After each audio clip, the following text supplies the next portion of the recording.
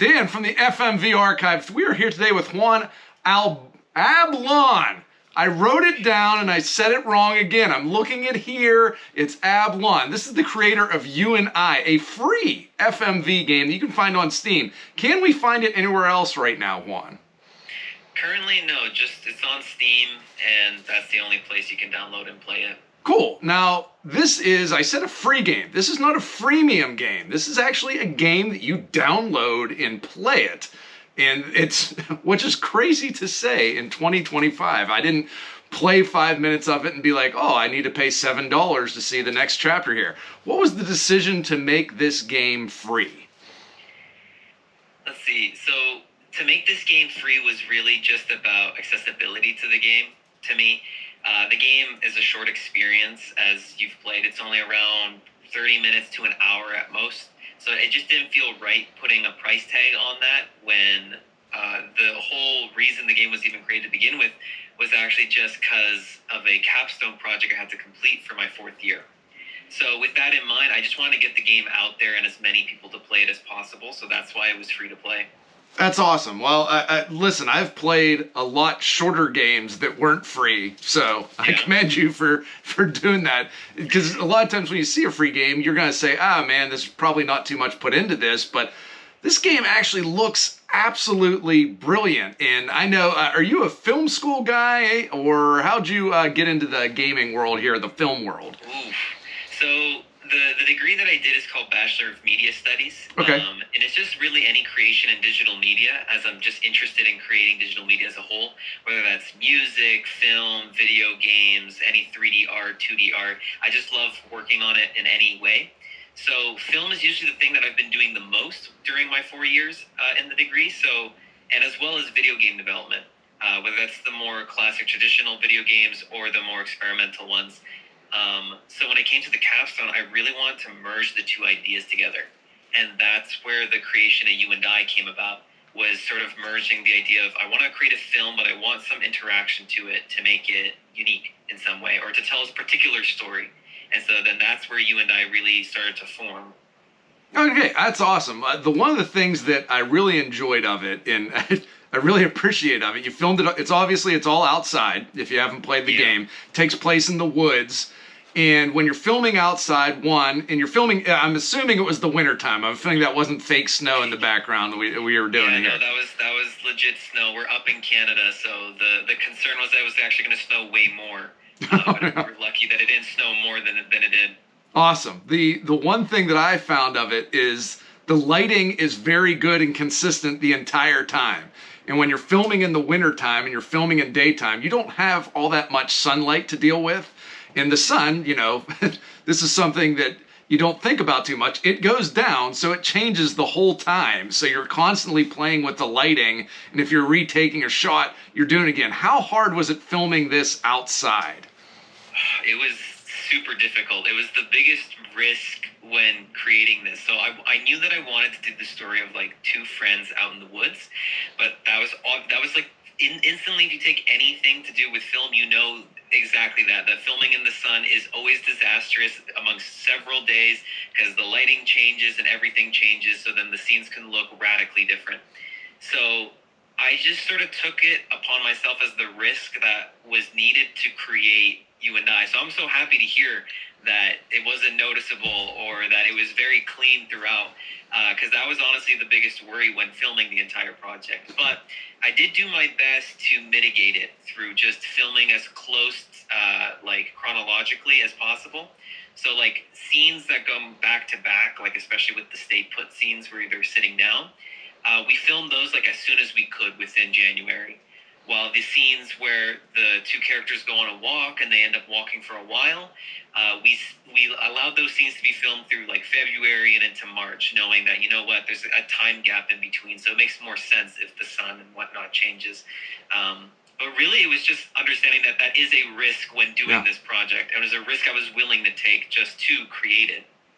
Now, the branching story paths here, when you're writing a story, it's usually a linear, we have an inciting incident here, and then we have, Act 2 here, and then something happens to start Act 3. Now, in this, we're going in different paths, and the paths in this are significantly different. How hard was it writing this down and putting it all on paper to be like, okay, Ace is going to do this in this story path, and he's kind of a dick, but in this one, he's really cool. So how'd you go about getting the story together? So getting the story was one of the most interesting things because I've never really worked on a branching narrative story at all. But what really solidified what the story was going to be and what guided the entire narrative process was the idea that what the story is you're seeing different sides of one character, of Ace and of Mark. So that whole looping essence of it just naturally wounded itself into the story. And so then through its different decisions really came from the idea of the game is, instead of being outcome based, like how I normally describe choose your own adventures and whatnot, where it's you're choosing these outcomes that lead to a result, I consider this game to be more, I guess, opinion based. Okay. Whereas the decisions that you're making and the opinions that you're forming then lead to the outcomes that you get. Whether that's through the multiple endings that then just loop again, or the final ending, which spoilers, the final ending, which really just comes down to three decisions, or not three decisions, that comes down to just one major decision. It's just the whole narrative started to form based on that, of just viewing these different sides of Ace to then lead to this one final cumulative decision point. So doing that is what really was I guess the North Star for us when creating it. And that's what really led to the easy process of writing it out and whatnot. I think the most difficult part, honestly, was then just figuring out, okay, so we have the beginning, we have the ending, we understand that there's the loops. Now, what exactly is each route going to be? And then that's sort of where me and the writer who I was working with, we worked away as much as we could. Awesome. on just creating whatever fun ideas we could make to show who Ace is and show who Mark is. Great. That's really cool. No, it comes out definitely. Everything makes sense. A lot of times when you get these branching narrative stories, there's just stuff in there that you're like, oh, that's a cool scene, but that really has nothing to do with the actual story. Everything kind of flowed together very nicely, and that's hard to do, especially when you're doing a shorter film like this too. Yeah. The one of the other things, filming outdoors. Inspiration for this one. I know you said this was for a capstone project. What was the thing? What drove the storytelling here? What have you seen? What have you listened to that you said this is the type of story I want to put out here? Whew. So there's a lot of inspirations for this one. The three biggest ones, which were Choose Your Own Adventure experiences. One of them, which was for the cinematography and the overall tone, is Bandersnatch, the Black Mirror Choose Your Own Adventure. Mm-hmm. Yeah, that one. So that one really just influenced the cinematography and the overall tone that I wanted to reach, of that sort of off and creepy vibe going on, but not as direct as it is in Bandersnatch. Another one was a video game called Slay the Princess. Yeah, familiar with that one. Yeah, okay. So that one was fascinating. I haven't played it, but I watched someone played it.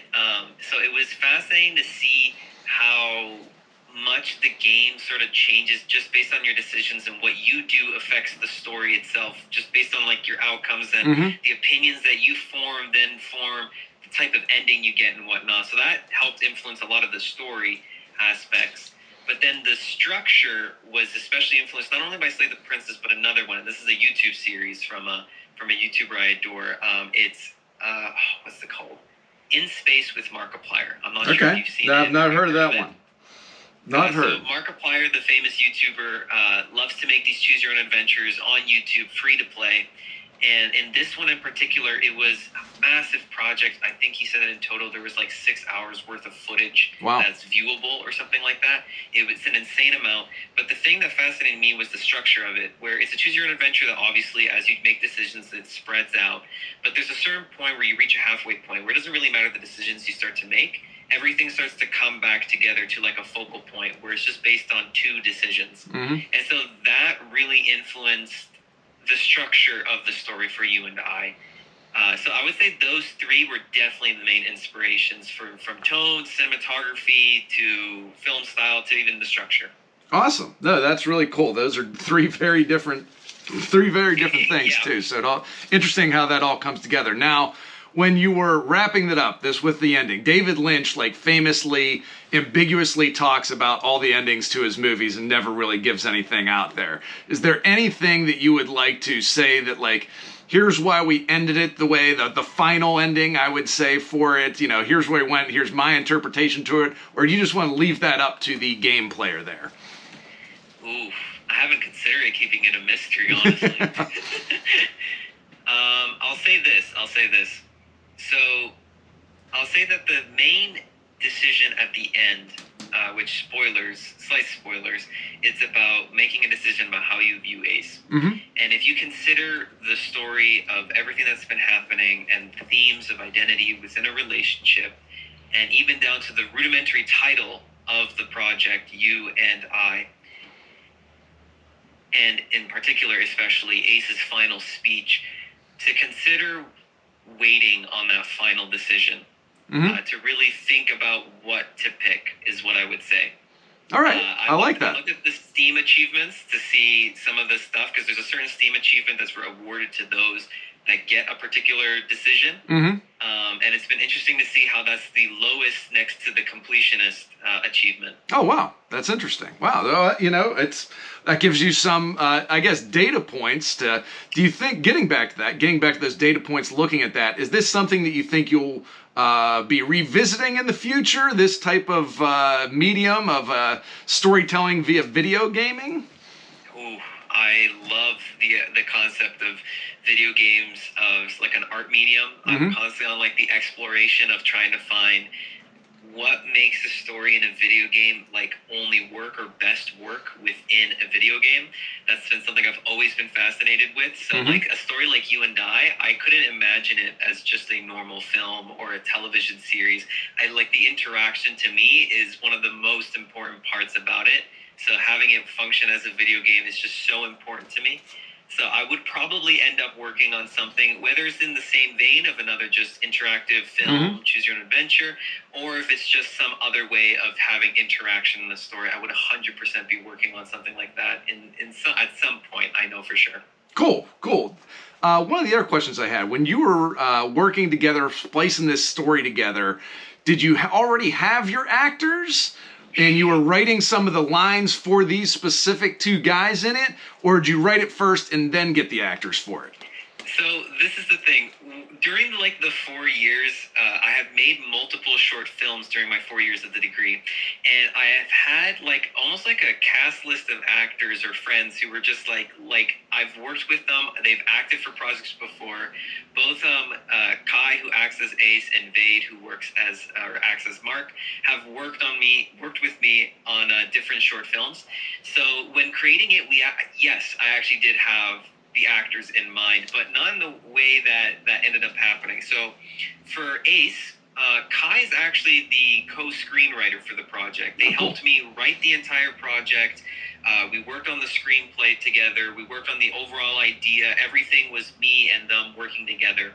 And as we were writing Ace out, like Kai instantly told me, like, this is just me. Like, this just seems like me. And so I was like, you know what? You've acted like perfectly the last time we worked on the film together. Like, if you could act as Ace, that would be fantastic. I feel like you would fit Ace like on the nail. So they agreed, and luckily it worked out. And then for Mark, though, I actually had another friend in mind who had acted in projects with me before, but they were just busy. A lot of my friends who worked on this were also students at the time, so some people were more busy than others on coursework, and they were just too busy. They couldn't act as Mark, so I went to my other friend who has acted on many projects before with me, and they were willing to do it. So that's how sort of Mark came into fruition. Although the aspects of Mark, funny enough, still fit more with my other friend, they still did a great job on acting as Mark. No, awesome. That's good to hear. That's sometimes, people pick lines and stuff specifically for people in roles, and then sometimes it works the other way. So that's interesting to hear that one too. What types of video games are you playing? What do you play when you're playing a video game at home? I play just all sorts of video games, honestly. Like I said, I'm honestly I've moved away sort of from multiplayer games. I only play multiplayer games now just with friends. I don't play them as much anymore just by myself. Now I'm just looking for like video games that have really good stories, to see what, like I said, I'm just so fascinated on what it means for a story in a video game to play out. Like, well, how does the interaction affect the story? Mm-hmm. So, like, currently I've been playing Fallout New Vegas that's been widely acclaimed. Classic. It's fascinating story and goofy aesthetics and whatnot. So that's been really fun to play. Besides that, I mean, another classic that I played was Half-Life 2. Yeah, that's awesome. Didn't grow up when that came out, but I wasn't able to play it when I was little, but now that I've played, it's one of my favorite games now. So it's really story-based experiences that I've been trying to hone in on. Okay, favorite movie all time, number one. God, this is hard, and I know all my friends know that it's impossible for me to say favorite. Yeah, it's a tough word. Yeah, it is. If I have to pick favorite, honestly, one that's touched my heart so much is an animated Studio Ghibli movie called Porco Rosso. Okay. It's an animated film about a humanoid pig. It's like a man who's turned into a pig, and it's like set in a dark time of like World War II Italy, but it's just so whimsical and goofy, and like wow. instantly the first like 10 minutes of the film, just it makes me laugh. It's just such a fun movie, and the themes within it about sort of oh God, how can I describe it? The themes about the way that the protagonist, who's this anthropomorphic, I guess, human pig, has sort of become this jaded man, and how he grows to sort of accept the more whimsical life that is around him, although all the tragedy that has happened to him. It's just so subtle and fun and interesting. I just love that film so much now. Awesome. So very different stuff there. Is there any type of genre of video game that you stay away from? Like, for me, I have never really got into the I don't know how to describe it. The multiplayer just killing people, like where it's just you're in there and you're just I like Call of Duty, which is kind of like that, oddly enough, but it seems like now there's these I think like Dead by Daylight, things like that is just you're in a massive place and you're kind of killing people and trying to maybe work together. I haven't gotten into those ones yet, but like I said, I like Call of Duty. So is there anything that you're just like, you know what, nah, platformers, Mario Brothers, no thank you. What do you not like to play? See, it's really weird with me because I'm always so open-minded on playing any type of genre, but the one genre that it's always aggravated me, but I keep buying the games because they always end up looking so good, and I do end up playing them, but I have such a love-hate relationship with them. It's roguelikes. Okay. You just have to, it's constant repetition of the same thing. Yeah. And it's usually based on either power-ups or just pure skill on trying to navigate and get through it. Yeah. There's just a certain point where the repetition just gets to me and I just can't handle it anymore. Yeah. But I don't know why I still adore. I think I have like 3 roguelikes in my library, and I have probably 2 in my wish list somewhere on Steam. I don't know why I keep wanting to play them, but then also not like them at the same time. It's a really weird relationship I have with them. No, I totally get it. They can get repetitive, but they also can be fairly rewarding when you're playing them too. So it's an odd combination there. Anything else that you'd like to tell us about yourself, your gaming, you and I, if you have any other plans for it, or if you're just going to kind of let it breathe as it is? I would say a few things. One, You and I it may have been a sole creation by me, but I still 100% have to give credit to a few people that helped create the project. Kai Hugeson, who helped write and screenwrite and helped me plan the entire story, acted as Ace, who also helped on set with filmmaking because I was the only person behind the camera. Wow. No one else was behind the camera but me. Vade, who helped with acting as Mark, but also helped a lot on filming. And another one, and a huge shout out to Kira, who helped edit half of the project. So we had probably around 4 to 5 hours worth of footage to edit down, just from all the takes. Wow. And during my workload and everything that I had going on, I knew that I couldn't do all the scenes myself. So I just asked my friend Kira, who I've worked on the short documentary before, hey, would you be willing to work on this with me? And she just said yes right away, like no questions asked. And got to work on it like crazy and completed half of the edits of the entire project. Honestly, if it wasn't for, I don't know if the film would have even been completed within that 8-month Wow. time frame. So huge congratulations, and so proud of those three for helping me so much. For you and I, currently, I'm just letting it breathe. I've worked on it for 10 months now, because after the 8 months, I then worked on the Steam release, like achievements, finishing final touches, especially keyboard to mouse, control screen change, because it was originally actually for controller. So now it's just letting it breathe. And I gotta thank all the people who've put reviews on the Steam page. It means a lot. And the biggest thing is somebody even created fan art. Oh, that is awesome. Of the game, which this to me has been the biggest honor of all, to have someone make fan art, to see people really enjoy it. So I just have to say thank you to everybody, and thank you to you too, Dan, to have somebody actually do a video review on the game. That's the first time this ever happened. Well, yeah, it's when things are done well, you can see it, you can feel it, you can tell when you're playing something, when you're watching something, that someone had a passion about making it.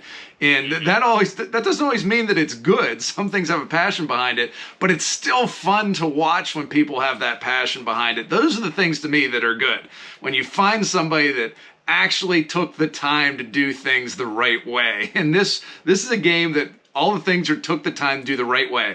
I got it on the release day. Everything worked, which I can't say for every other video game that I get on release day. You know, all the things worked. There were no bugs. There were no glitches on it.